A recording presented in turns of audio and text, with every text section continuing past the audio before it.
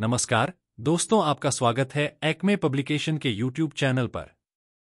यहां आपको मिलेंगे कम्पिटिटिव एग्जाम्स से रिलेटेड वीडियोस जो परीक्षाओं में आपकी सफलता को सुनिश्चित करने में सहयोगी होंगे। आज हम प्रश्नों के माध्यम से समसामयिक घटनाओं को समझेंगे। तो आइए देखते हैं आज के प्रश्नों को और प्रमुख समसामयिक घटनाओं को। पहला प्रश्न है, 2026 राष्ट्रमंडल खेलों से कौन से खेल हटाए गए हैं? अ. हॉकी, निशानेबाजी, क्रिकेट, बैडमिंटन और कुश्ती। बी. फुटबॉल, टेनिस, बास्केटबॉल और वॉलीबॉल। सी. क्रिकेट, फुटबॉल, हॉकी और निशानेबाजी।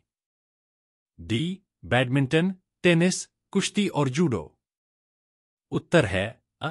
हॉकी, निशानेबाजी, क्रिकेट, बैडमिंटन और कुश्ती। आगामी राष्ट्रमंडल खेलों का आयोजन स्कॉटलैंड के ग्लासगो में 2026 में होगा। ग्लासगो 2026 के 10 इवेंट में athletics, track and field, swimming, 3x3 basketball, track cycling, weightlifting, lawn balls, artistic gymnastic, netball, boxing और जूडो जैसे खेलों का आयोजन होगा। 2026 राष्ट्रमंडल खेलों का आयोजन स्कॉटलैंड के ग्लासगो में 23 जुलाई से 2 अगस्त तक होगा। 2022 के बर्मिंघम संस्करण की तुलना में इस बार कुल 9 खेल कम होंगे, जिसमें हॉकी, निशानेबाजी, क्रिकेट, बैडमिंटन और कुश्ती जैसे खेल शामिल नहीं हैं। दूसरा प्रश्न है, भारत ने हाल ही में कौन सी परमाणु पनडुब्बी लॉन्च की है? अ. S1, B. S2, सी. S3, D. S4। उत्तर है डी. S4। भारत ने हाल ही में परमाणु ऊर्जा चालित पनडुब्बी S4 को लॉन्च किया है। भारत के विशाखापट्टनम के शिप बिल्डिंग सेंटर से अरिहंत श्रेणी की चौथी परमाणु पनडुब्बी S4 लॉन्च कर दी गई है। परमाणु पनडुब्बी S4 3,500 किलोमीटर रेंज में एक साथ 8 के 4 बैलिस्टिक मिसाइल दागने में सक्षम है। अरिहंत श्रेणी की 06 पनडुब्बियां रूस की मदद से बनाई जा रही हैं। तीसरा प्रश्न है, कैबिनेट कमेटी ऑन सिक्योरिटी ने हाल ही में आंध्र प्रदेश के नाग्यालंका क्षेत्र में किस प्रकार की परीक्षण सुविधा के विकास को मंजूरी दी है? अ. मिसाइल परीक्षण सुविधा। बी. सैन्य अभ्यास केंद्र। सी. वैज्ञानिक अनुसंधान सुविधा। डी. रक्षा उत्पादन इकाई। उत्तर है अ. मिसाइल परीक्षण सुविधा। प्रधानमंत्री नरेंद्र मोदी की अध्यक्षता वाली सुरक्षा मामलों की कैबिनेट समिति (CCS) ने आंध्र प्रदेश के नाग्यालंका में एक नई मिसाइल परीक्षण रेंज की स्थापना को मंजूरी दे दी है। इस कदम का उद्देश्य देश की रक्षा क्षमताओं को मजबूत करना है, खासकर सामरिक मिसाइल प्रणालियों के परीक्षण में। चौथा प्रश्न है, उड़ान योजना का पूरा नाम क्या है? अ. उड़े देश का आम नागरिक। बी. उड़ान देश का आम नागरिक।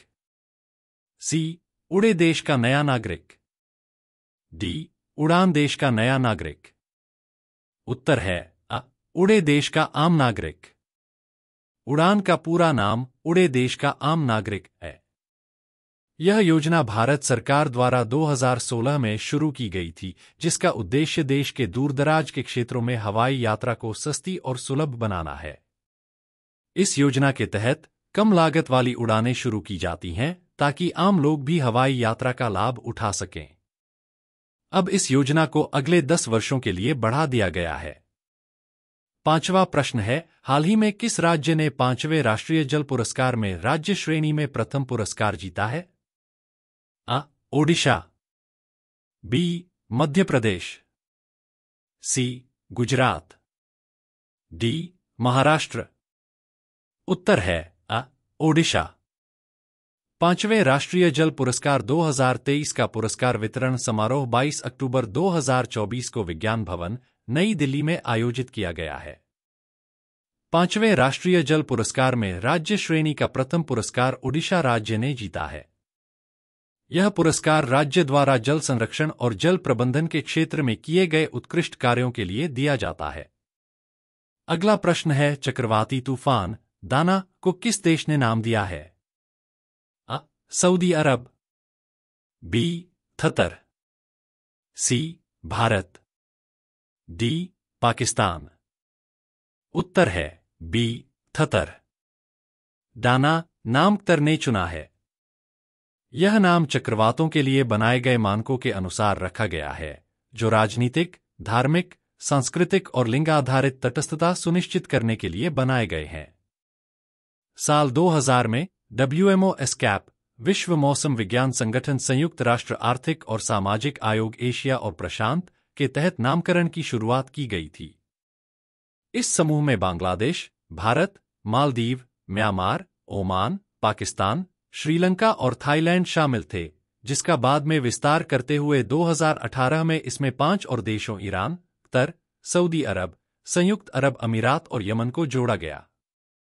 7वां प्रश्न है, 24वीं नेशनल पैरा स्विमिंग चैंपियनशिप का आयोजन कहाँ किया जा रहा है? अ. दिल्ली, बी. मुंबई, सी. कोलकाता, डी. गोवा। उत्तर है डी. गोवा। 24वीं राष्ट्रीय पैरा तैराकी चैंपियनशिप हाल ही में गोवा में आयोजित की गई। कर्नाटक ने मंगलवार को 24वीं राष्ट्रीय पैरा तैराकी चैंपियनशिप में 392 अंक के साथ ओवल खिताब जीता। 8वां प्रश्न है, 16वें ब्रिक्स शिखर सम्मेलन की मेजबानी किस देश ने की? अ. भारत, बी. चीन, सी. रूस, डी. ब्राजील। उत्तर है सी. रूस। 16वें ब्रिक्स शिखर सम्मेलन की मेजबानी रूस कर रहा है, जो 22 से 24 अक्टूबर 2024 तक कजान में आयोजित हो रहा है। ब्रिक्स उभरती राष्ट्रीय अर्थव्यवस्थाओं का एक संघ है, जिसमें ब्राजील, रूस, भारत, चीन और दक्षिण अफ्रीका शामिल हैं।